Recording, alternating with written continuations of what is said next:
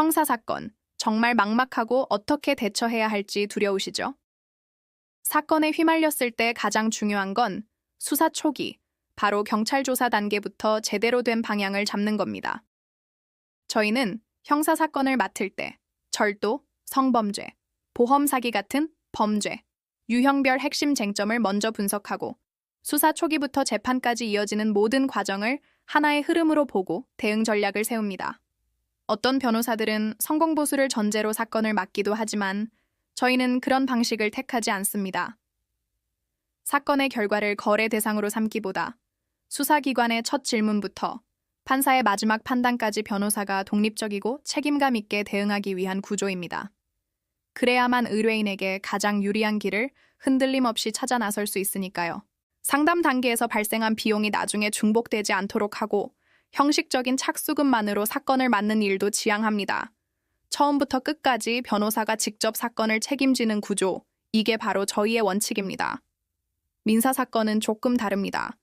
단순히 소송에서 이기는 걸 넘어 실제로 돈을 돌려받을 수 있는지가 중요하죠. 그래서 저희는 채권 추심이나 손해배상 사건을 맡을 때 처음부터 재산조사와 강제집행 가능성까지 전부 계산해 넣고 사건을 설계합니다. 특히 부동산 분쟁이나 전세 사기처럼 복잡한 사건에서는 제가 가진 공인중개사 자격을 바탕으로 계약 구조와 권리관계를 함께 분석해서 실질적인 해결책을 찾습니다. 가사 사건은 또 다른 문제입니다. 이혼이나 재산 분할, 양육권 다툼은 감정 싸움으로 번지기 쉽지만 저희는 순간의 감정보다 앞으로의 긴 인생을 먼저 생각합니다. 나중에 발생할 수 있는 분쟁 가능성까지 고려해서 관계를 정리하는 설계를 중심으로 접근하죠. 학교 폭력이나 군인 징계처럼 특수한 절차가 필요한 사건 역시 마찬가지입니다. 각 사건의 특성에 맞는 최적의 대응 구조를 찾는 것이 핵심입니다. 출입국 문제와 형사 절차가 얽힌 복잡한 사건도 마찬가지입니다. 형사, 민사, 행정 절차를 따로 떼어보지 않고 하나의 큰 그림 안에서 종합적으로 검토해야 실수가 없습니다.